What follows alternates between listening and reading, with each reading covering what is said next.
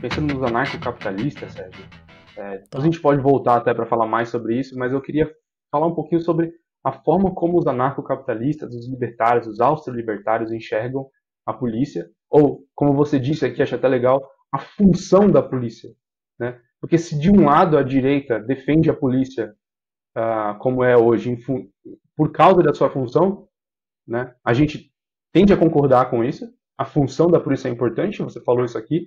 Do outro lado, a esquerda reconhece que existem injustiças praticadas pela polícia, né? E nós concordamos também, existem injustiças praticadas pela polícia, né? Só que existe uma solução para isso, uma solução de mercado, né, Sérgio? Sem dúvida nenhuma, a gente tem essa solução de mercado. Às vezes é difícil as pessoas pensarem, mas a solução de mercado, com certeza, não é o que o movimento do Defund the Police, né? Vamos acabar com o financiamento público da polícia total. Queria. E se a gente olhar para trás, na verdade, o que eles queriam era acabar com a polícia ou diminuir muito o poder da polícia no âmbito municipal e centralizar a capacidade de policiar e receber fundos em algo mais central, não só no nível estatal, como no âmbito federal. Então, de novo, assim, o projeto inteiro do Defund the Police não era não ter polícia, era simplesmente jogar isso, tirar desse contato mais próximo da população. Como a gente estava elogiando aqui o xerife local que reconhece que aquelas leis são injustas, o projeto do Defund the Police queria justamente acabar com isso, né? Com isso, né? E aumentar o poder, ou aumentar esse formato de polícia tal qual você citou aí de Los Angeles, por exemplo, que é um cara lá em cima, no topo da pirâmide, completamente alienado da realidade das pessoas, né? Perfeito, tanto que você vê hoje em dia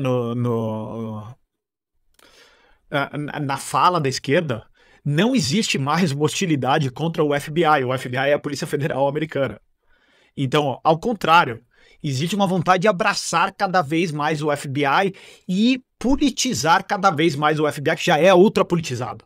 Você tem o FBI, com certeza, é uma das instituições mais corruptas que existe nos Estados Unidos. Corrupta não só no sentido de dinheiro, mas de uso dessa entidade para fins políticos o tempo inteiro, né? E até a implementação de leis, mandatos coercitivos que não fazem o menor sentido.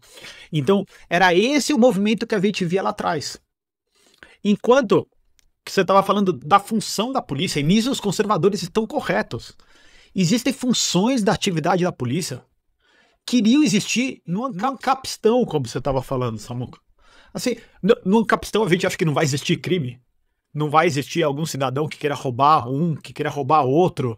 Não vai existir brigas entre pessoas. Não vai existir assassinato.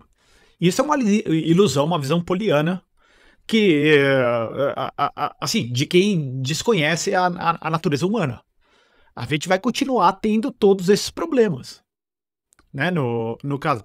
Acontece que, no caso da gente ter soluções privadas de investigação, de proteção, e são todas soluções que existem hoje, mas que, logicamente, não estão abertas, não estão possíveis para o cidadão pequeno.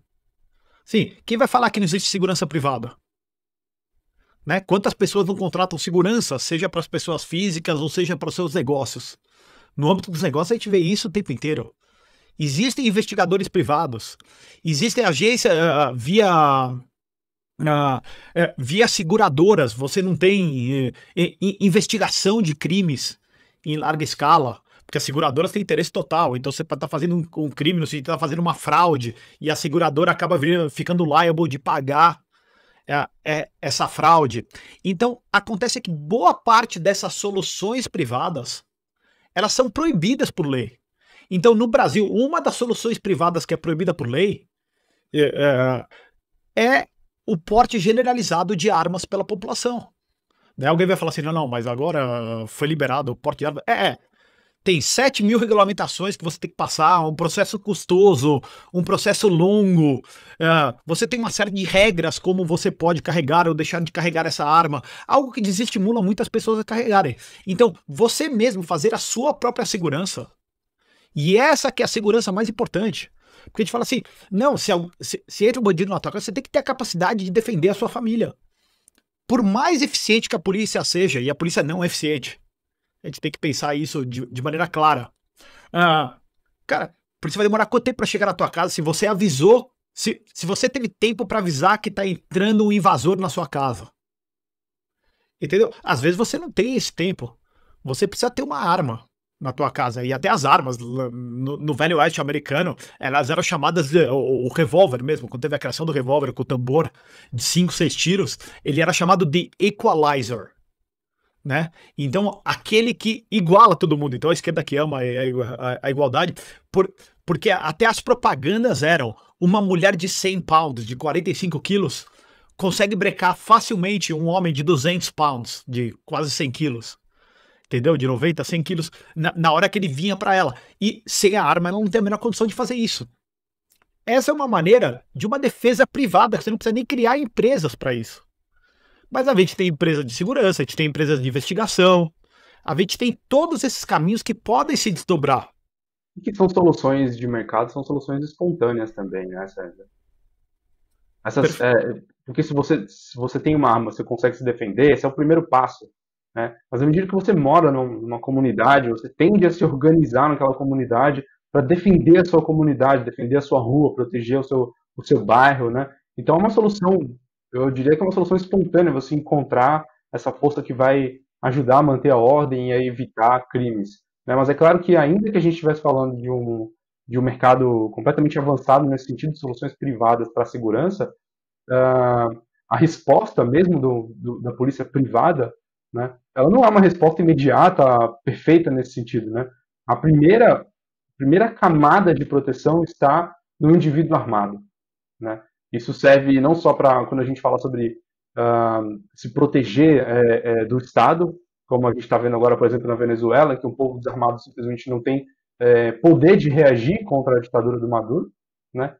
Mas também serve a nível ali do indivíduo, a nível da sua família, da sua casa, eu digo, que é se proteger do outro indivíduo privado, também armado, que quer lhe fazer mal, né? E a gente vê isso, né? Tem até aquele livro famoso do John Locke, que é... acho que em português traduziram, colocaram um ponto de interrogação no final, mas em inglês não é More Guns, Less Crime. E em português acho que colocaram um ponto de interrogação no final, o que é péssimo, porque ele tá fazendo uma afirmação, ele não tá fazendo uma pergunta. E ele mostra a correlação, logicamente ele tá implicando uma causalidade lá também, mas enfim, estatisticamente a correlação que a gente vê de locais mais armados com menos crime é impressionante. É impressionante o crime não sistemático, né? O crime não feito pelo Estado sobre os indivíduos, mas os indivíduos contra outros próprios indivíduos. Ou seja, rapidinho uma pergunta aqui. A gente falou sobre como o tema polícia divide direita e esquerda, né? Conservadores e progressistas. Você diria que o tema armamento civil também divide da mesma forma direita e esquerda? A direita, no geral, tende a ser a favor do armamento e a esquerda, né, a favor do desarmamento? Eu diria que divide ainda mais, porque a gente vai ver, ainda tem grupos conservadores que acham que a gente precisaria só de uma polícia muito forte e não precisaria ter armas. Então eu diria, inclusive aqui, a gente vê de maneira mais enraizada a oposição entre esses dois lados. Então, ok? Ou seja, os conservadores com uma base teórica mais forte no individualismo, na capacidade do indivíduo, na capacidade local, eles vão tá sempre apoiando que o indivíduo tenha armas. Né? O indivíduo tem a capacidade de se autodefender e, inclusive, defender a sua própria localidade.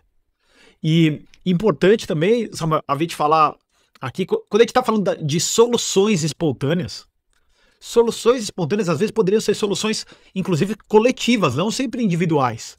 Porque quando a gente está falando lá atrás do Oeste americano, só para trazer de novo assim, muitos dos xerifes surgiam como uma solução coletiva da sociedade. Normalmente eles escolhiam uma pessoa que tinha uma capacidade moral, uma retitude moral e, logicamente, uma imposição física ou uma capacidade de se impor fisicamente também para resolver esses problemas para a sociedade como um todo. Mas uma sociedade pequena e um indivíduo com um escopo também muito bem definido, né? Um escopo de atuação super pequeno. Ele não tem um escopo de ir lá e falar assim, cara, você não pode estar vendendo cigarro aqui porque é só a loja do lado que tem a capacidade de vender cigarro. Ou então coisas do tipo, tem um vírus à solta e só pode ter 10 pessoas na sua mesa de jantar nessa ceia de Natal, né?